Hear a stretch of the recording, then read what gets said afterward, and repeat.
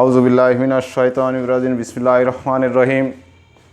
আজকে তোমাদের শুভ সকাল এবং আমার অন্তরস্থল থেকে সালাম দিয়ে আজকের পাঠ শুরু করছি। আসসালামু আলাইকুম। গেল সপ্তাহের আগের সপ্তাহে আমি তোমাদের খতিয়ান কাহাকে বলে, খতিয়ান কত প্রকার এ বিষয়ে আলোচনা করেছিলাম। আজকে কিভাবে খতিয়ান করতে হয় এবং খতিয়ান করার যে দুটো পদ্ধতি বা কৌশল আছে, সেই দুটি কৌশল বা পদ্ধতি অবলম্বন করব এবং তোমাদের শেখাবো। তো তোমরা মনোযোগ সহকারে এবং ধৈর্য সহকারে, বিশেষ করে আমাদের হিসাব বিজ্ঞান বইয়ের 102 পৃষ্ঠার 1 নম্বর অঙ্কটার দিকে একটু খেয়াল করো। আমি পড়ছি, তোমরা মনোযোগ সহকারে শোনো। ঢাকার নিরাময় ফার্মা এর 2017 সালের জানুয়ারি মাসের কতিপয় লেনদেন নিম্নরূপ। জানুয়ারি 1, নগদ 55,000 টাকা, 50,000 টাকার কম্পিউটার ও 30,000 টাকা মূল্যের বিক্রয়যোগ্য ঔষধ নিয়ে ব্যবসায় শুরু করা হলো। জানুয়ারি 3, জাহান ড্রাগস হতে ঔষধ ক্রয় 80,000 টাকা। জানুয়ারি 7, পুরাতন একটি প্রিন্টার মেশিন বিক্রয় 3,200 টাকা। জানুয়ারি 18, মেয়াদ উত্তীর্ণের কারণে জাহান ড্রাগসকে ঔষধ ফেরত 6,000 টাকা। জানুয়ারি 27, নগদে ঔষধ বিক্রয় 1,40,000 টাকা।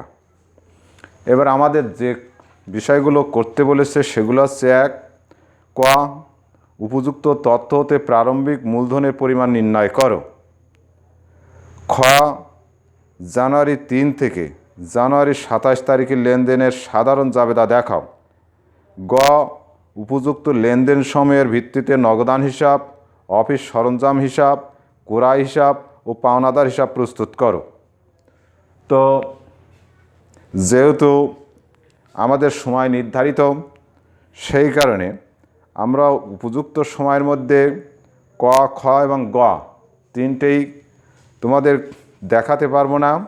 তো আজকে আমি যে বিষয়টি শেখাবো বলছি সেটা হচ্ছে 1 নম্বর হচ্ছে চলমান জের ছকে খতিয়ান। 1, চলমান জের এর মাধ্যমে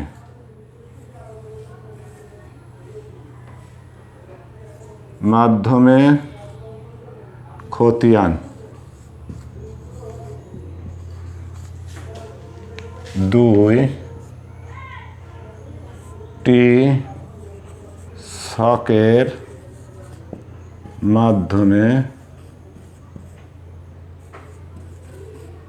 খতিয়ান। এই তো কত আগে বলছে উপযুক্ত তথ্য হতে প্রারম্ভিক মূলধনের পরিমাণ নির্ণয় করো। তো আমরা আপাতত ক করছি না, খর কিছু অংশ করছি। এবং গর বলছে নগদান হিসাব, অফিস সরঞ্জাম হিসাব, ক্রয় হিসাব ও পাওনাদার হিসাব প্রস্তুত করো। তো আমাদের বোর্ড অত্যন্ত ছোট হওয়ার কারণে আমরা নগদান হিসাব, অফিস সরঞ্জাম হিসাব এই দুটো আগে করি, তারপরে ক্রয় হিসাব ও পাওনাদার হিসাব করব টি ছকে অথবা চলমান জের ছকে, যে কোনো একটা করলে হবে। এখানে উল্লেখ করে দেয়নি টি ছকে করতে হবে না চলমান জের ছকে করতে হবে, সুতরাং আমরা এটা টি ছকে শিখব। আর খটা চলমান জের ছকের মাধ্যমে শিখব। তো জানুয়ারি 3 থেকে জানুয়ারি 27 তারিখের লেনদেনের সাধারণ জাবেদা দেখাও বলেছে। আমরা এখানে সাধারণ জাবেদা না, এখানে আমরা চলমান জের ছকে 3 থেকে 27 এই লেনদেনগুলো চলমান জের ছকে খতিয়ান করে তোমাদের দেখাবো। তো আমরা আগে খতিয়ানের ঘর কেটে নেই।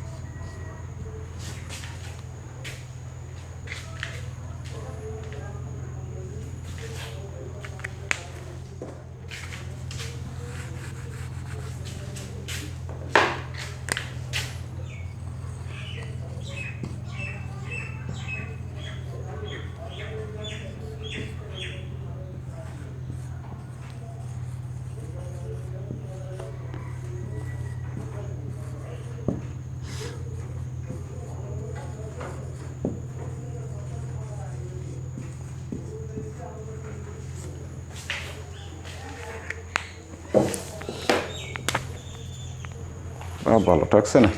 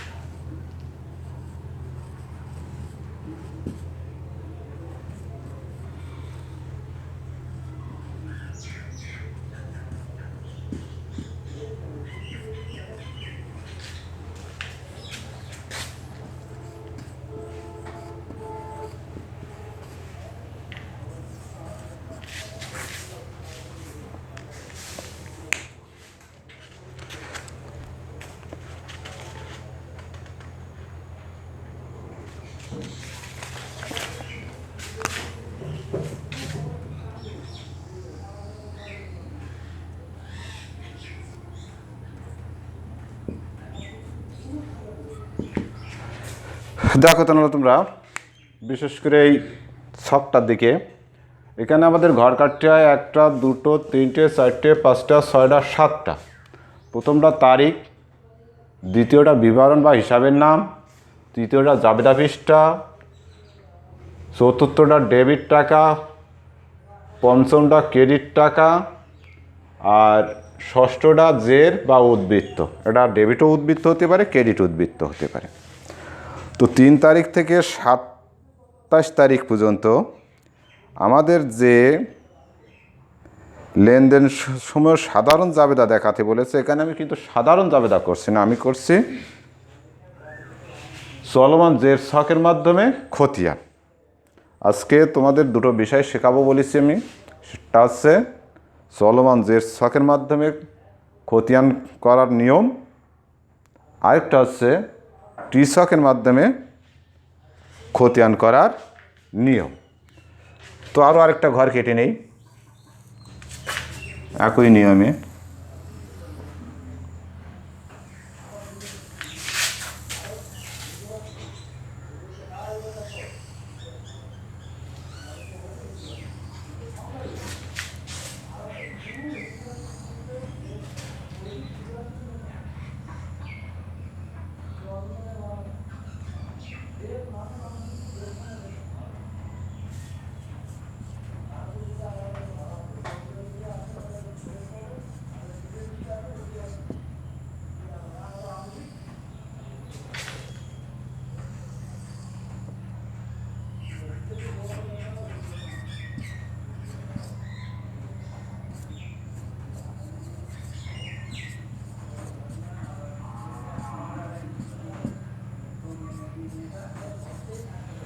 টাকা।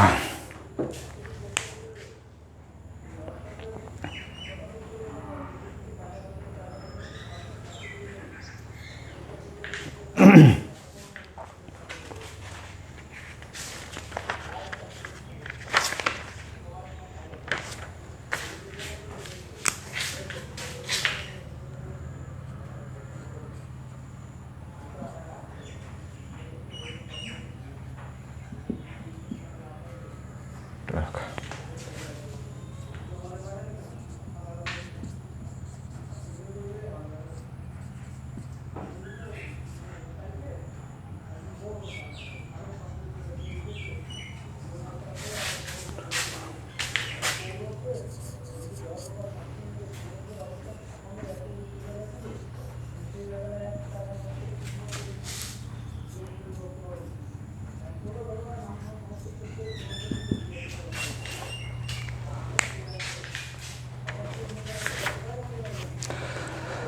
3 তারিখ জাহান ড্রাগ হতে ঔষধ ক্রয়।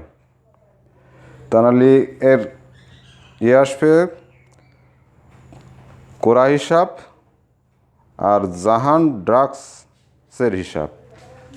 তো এটার নাম দিলাম ক্রয় হিসাব জাহান।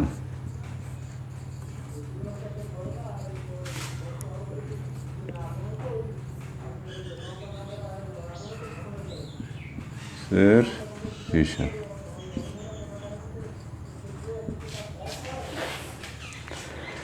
তো ক্রয় ডেবিট আর জাহান ড্রাগসের হিসাব ক্রেডিট। তারিখ কত? 2017 জানুয়ারি।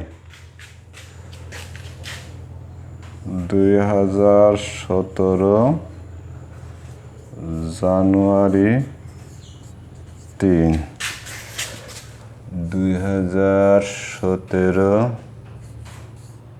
জানুয়ারি 3। তো কত টাকা যেন? 80,000 ক্রয় হিসাব 80,000।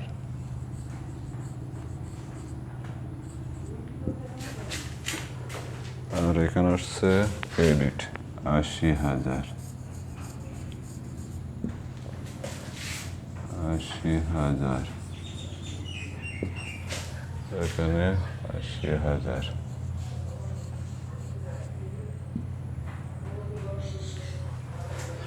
এখানে লিখছে জাহান ড্রাগসের হার। এখানে ক্রয় হিসাবের ঘরে লিখতে হবে জাহান ড্রাগসের হিসাব, আর জাহান ড্রাগসের এখানে লিখতে হবে ক্রয় হিসাব।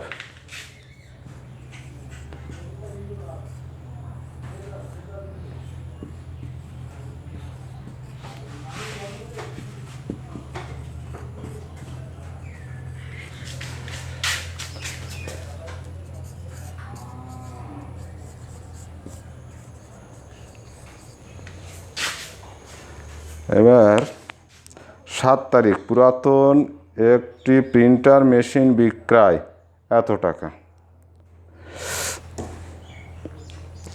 মেয়াদ উত্তীর্ণের কারণে জাহান ড্রাগসকে ঔষধ ফেরত।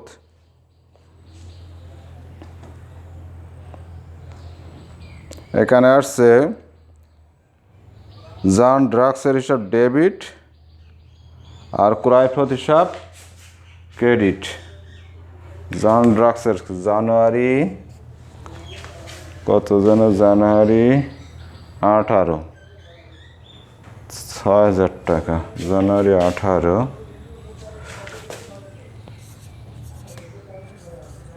ক্রয় ফেরত হিসাব। ক্রয় ফেরত হিসাব 6,000 টাকা ডেবিট। থেকে 6,000 টাকা বাদ গেলে থাকবে কত? 6,000 টাকা বাদ গেলে থাকবে 74,000 টাকা। 74,000 টাকা। তারপর নগদে ঔষধ বিক্রয়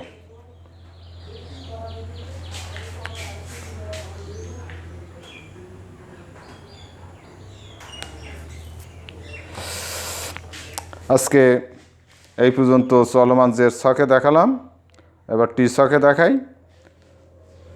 বিশেষ করে আরও দুটো ঘর হওয়ার কথা ছিল, কিন্তু এখানে বোর্ড অল্প হওয়ার কারণে আমি সেগুলো করতে পারলাম না বলে আন্তরিকভাবে দুঃখিত।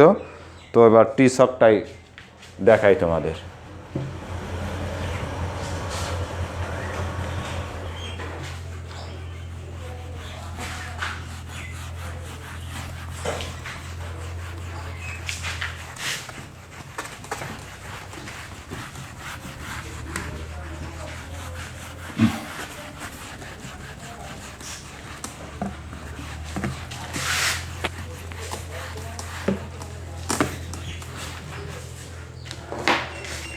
এখানে গদাগে নগদান হিসাব, অফিস সরঞ্জাম হিসাব, এই দুটোই আগে দেখাই, পরে আর দুটো দেখাবো।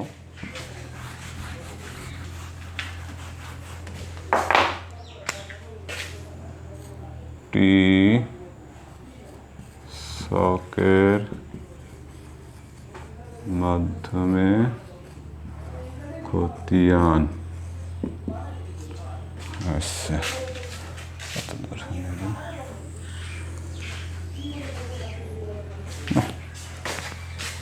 পরিস্থিতি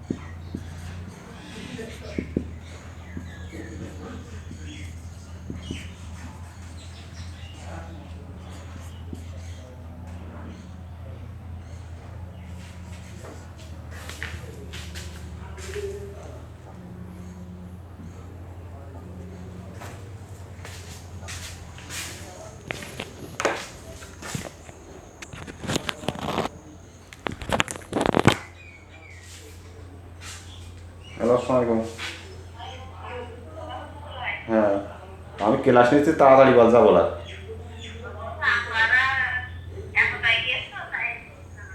আচ্ছা। ও কয়টা বেরিয়েছ? কয়টা বেরিয়েছ? আচ্ছা, রাখছি, আমার এখন ক্লাস। আচ্ছা, আমি ক্লাস নিচ্ছি, এখন রাখছি।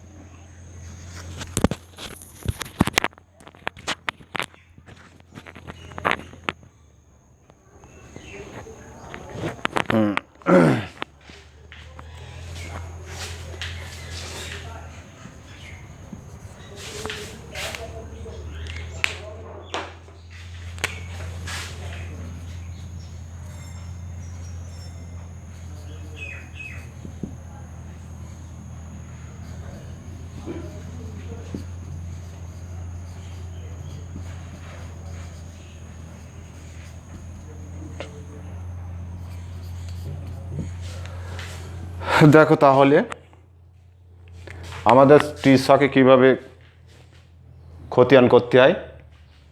টিশকের সর্বপ্রথম তারিখ, বিবরণ, জাবেদা পৃষ্ঠা নম্বর, পরিমাণ টাকা, আবার তারিখ, বিবরণ, জাবেদা পৃষ্ঠা নম্বর, পরিমাণ টাকা, অর্থাৎ 8টা ঘর হবে। তো সর্বপ্রথম আমরা নগদান হিসাব এবং অফিস সরঞ্জাম হিসাবে এই দুটাকে করি, পরে ক্রয় হিসাব ও পাওনাদার হিসাব করব। নগদান হিসাব হিসাব 2, অফিস সরঞ্জাম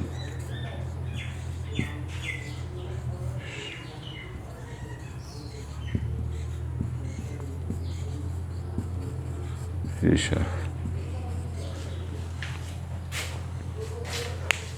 তো নগদে 55,000 টাকা, এর হিসাব হবে নগদান হিসাব আর মূলধন হিসাব। নগদানের ঘরে ডেবিট পাশে আমরা 55,000 টাকা ফেলি।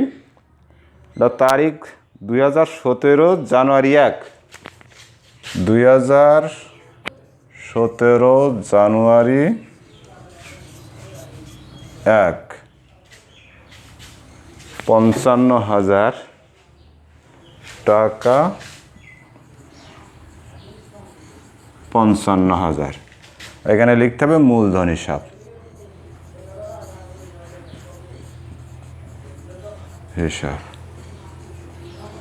আচ্ছা, তারপরে 55,000 টাকার কম্পিউটার, 55,000 কম্পিউটার কপি সরঞ্জাম হিসাব ডেবিট আর মূলধন হিসাব ক্রেডিট। 2017 জানুয়ারি 1, অফিস মূলধন হিসাব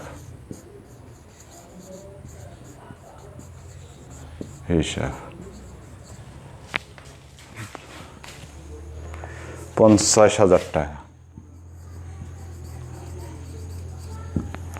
50,000 টাকা। তারপর হচ্ছে জাহান ট্রাক্টস হতে ঔষধ ক্রয়, এটা যাবে না। পুরাতন একটি প্রিন্টার মেশিন বিক্রয় 3,200 টাকা। নগদান হিসাব ডেবিট আর অফিস সরঞ্জাম হিসাব ক্রেডিট। নগদান হিসাব 3,200 টাকা, 3,200 টাকা নগদানের ঘরে ডেবিট পাশে বসালাম। এখানে লিখতে হবে অফিস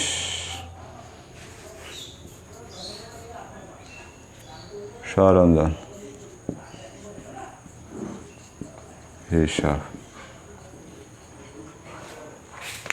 আচ্ছা, এটা 7 জানুয়ারি 7। তারপরে আসছে মেয়াদ উত্তীর্ণের কারণে জাহান ড্রাগসকে ঔষধ ফেরত দেওয়া হলো, এটা এখানে যাচ্ছে না। নগদে ঔষধ বিক্রয়, এটা হচ্ছে নগদান হিসাব ডেবিট আর বিক্রয় হিসাব ক্রেডিট। কত লাখ যেন? 1,40,000 টাকা, 1,40,000 টাকা। এটা হচ্ছে বিক্রয় হিসাব। হিসাব আরেকটা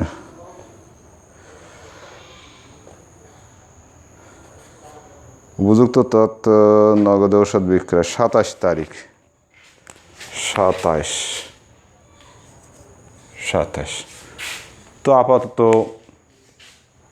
নগদান হিসাব এবং অফিস সরঞ্জামের মধ্যে যাওয়ার সমস্ত লেনদেনগুলো শেষ, এর মধ্যে আর যাবে না। সুতরাং এবার আমরা এগুলোর ব্যালেন্স বের করতে পারি।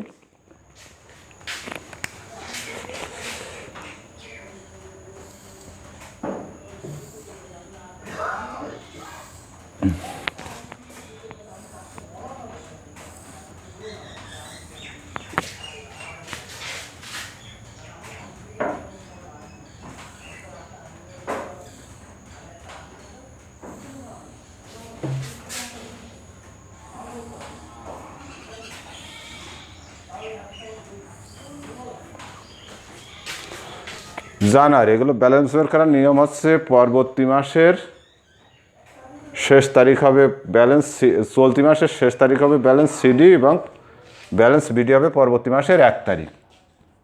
2017 জানুয়ারি 31 ব্যালেন্স C/D। আচ্ছা, এখানেও 17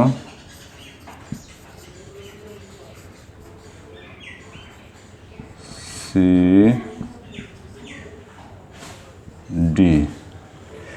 দেখি এবার যোগফল করে দেখি ডেবিট পাস এবং ক্রেডিট পাস। 55 5 5 5 3 8 8 8 4 12 5 আর 3 8 200 করতে 200, তারপর 5 আর 3 8 8 করতে 8 5 আচ্ছা 9 9 1,98,200। এই যোগফল ডেবিট পাস এবং ক্রেডিট পাস দুটোই যোগ করব আমরা, করে যোগফল যেটা বড় হবে সেইটা আমরা এই ঘরের মধ্যে ফেলব। 1,98,200। আচ্ছা, এবং যে পাস ঘাটতি হবে বা কম হবে সেটা ওর থেকে বিয়োগ করব। তো যেহেতু এখানে কোনো টাকার ফিগার নেই, সুতরাং এই টাকাটাই হবে ব্যালেন্স সিডি 98,200, এবং ওই টাকাটাই পরবর্তী মাসের 1 তারিখ ফেব্রুয়ারি 1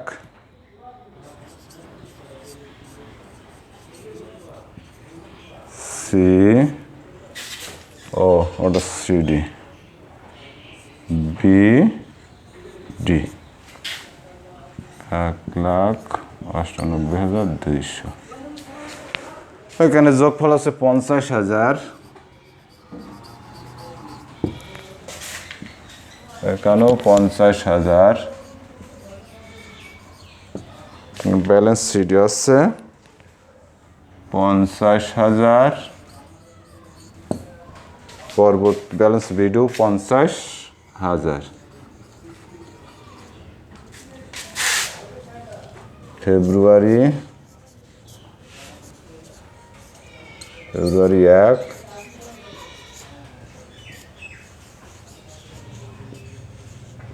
বিডি।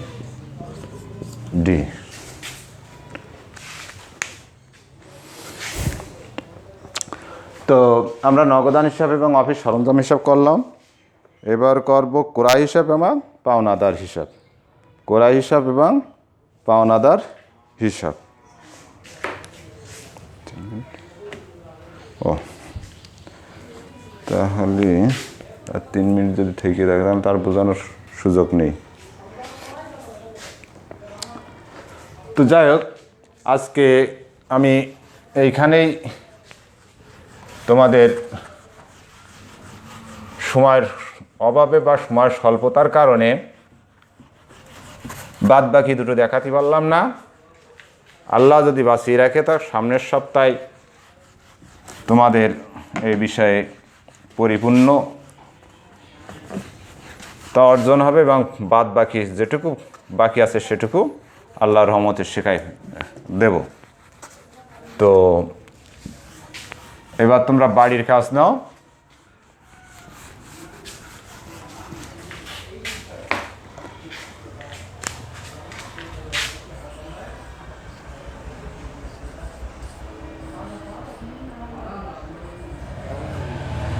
কাজ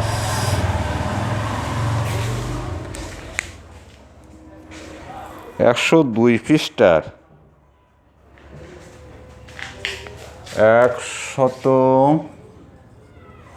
102 পৃষ্ঠার 2 দাগের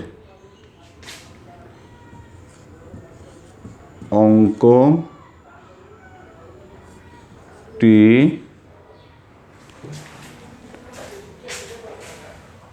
বাড়ি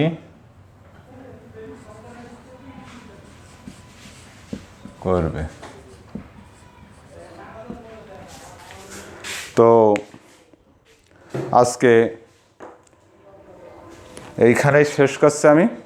তোমরা সবাই সুস্থ থেকো, ভালো থেকো, এই আশাবাদ ব্যক্ত রেখে এখানে শেষ করছি। আল্লাহ হাফেজ।